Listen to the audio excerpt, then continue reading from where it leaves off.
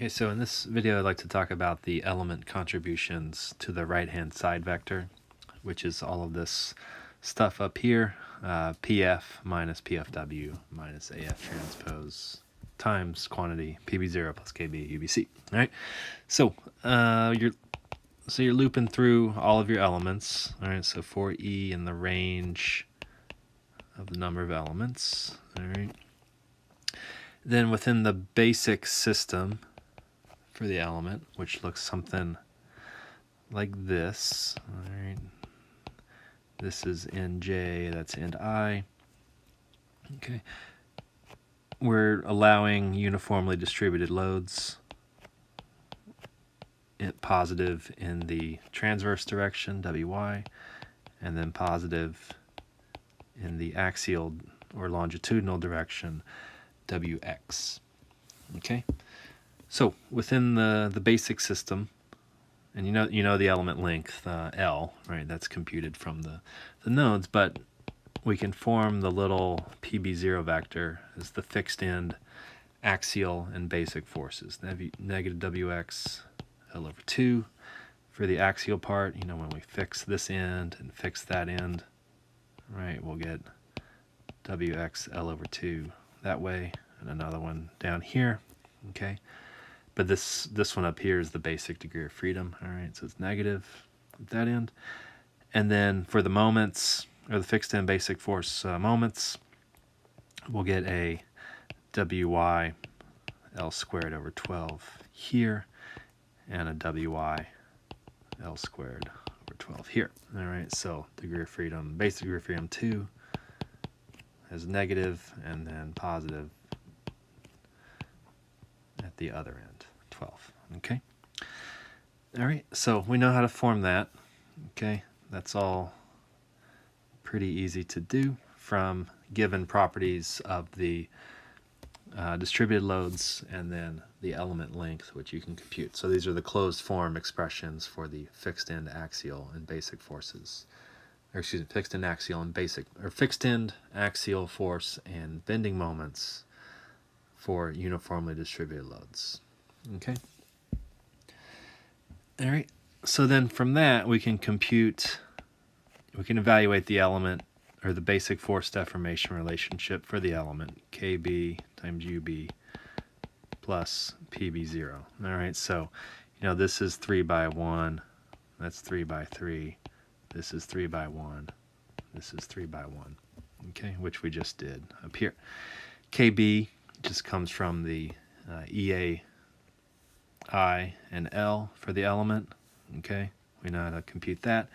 And then UB is just the basic deformations. All right, so the first time through your loop, when you're assembling this will be all zeros, but it will potentially contain the effects of support settlements and UBC, okay, which you can select out of the global support displacement vector, okay?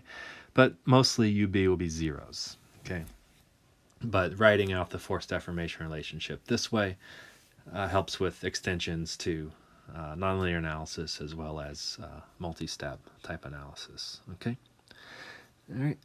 So once we have that basic force deformation relationship, we have all the basic forces, including the member loads. All right. We now need to transform into the local system. All right.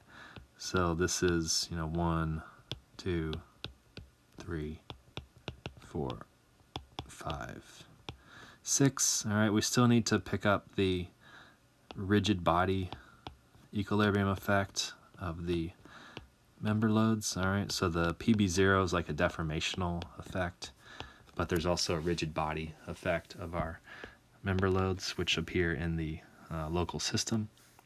Okay, so I'm just going to write them there. And then the pseudo-boundary conditions of our basic system, pin and roller there. But from here we can compute, let me change colors here. We can compute the reactions of the basic system due to the member loads. Okay, so down here we'd get a reaction of WX times L. All right, this is a roller at the other end. All right, so there's no longitudinal reaction. And then there's transverse reactions, Wy times L over 2. And then over here, Wy times L over 2. Okay? So those three values go into that PLW vector. PLW is 6 by 1. It's in the local degrees of freedom. All right. But for degree of freedom 1, it's negative Wx times L. Degree of freedom 2, it's negative Wyl over 2, because they're going in opposite directions of the local degrees of freedom. 0 for degree of freedom 3. 4 is also a 0. 5 is a negative Wyl over 2.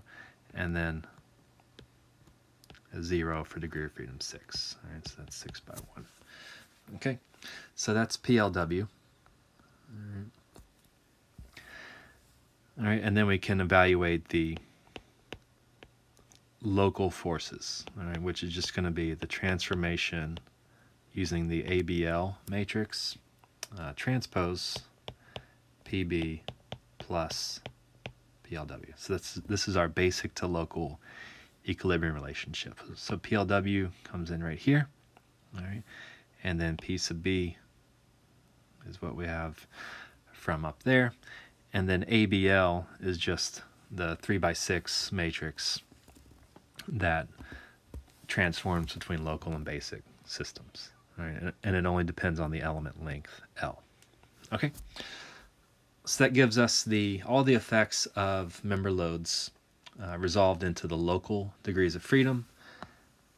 Then we need to transform those into the global system so that we can assemble their effects into the global load vector, or the structural load vector, the PF minus PFW, all that stuff. Okay? All right, so to do that, remember global looks like this. This is 1, 2, 3, 4, 5, and 6, and I, and J. All right, and just the global forces transform directly from ALG transpose. ALG is a 6 by 6 with cosine and sine, right? And this is PL, okay, which we just computed up here. Okay, so again, ALG just rotates everything from local to global coordinates. Okay, it, again, depends on cosine and sine for the element. All right, but then once you have this P matrix, or excuse me, P vector, you can assemble off of P sub F. All right, so if I rewrite the right-hand side vector from up above, right, minus AF transpose PB0 plus KB UBC, all right. And if we were to combine all of these expressions at the element level, ALG transpose ABL transpose PB plus PLW, right? Then basically what's happening is all of this stuff for each element, this part right here, is what's getting subtracted off symbolically by this term. Okay? And then when we distribute ALG transpose into PLW, that term is what's getting subtracted off right here. All right? So the PF that's showing up right here is given from the user input of nodal loads, or loads applied directly at the nodes. And then all this stuff over here is just subtracting off these effects of member loads from the deformational effects that appear in PB0 and then ultimately in PB through the support displacements and fixed and basic forces, from up here, and then here the rigid body effect from PLW. Okay, but once we have this global, this global P vector, right, we can assemble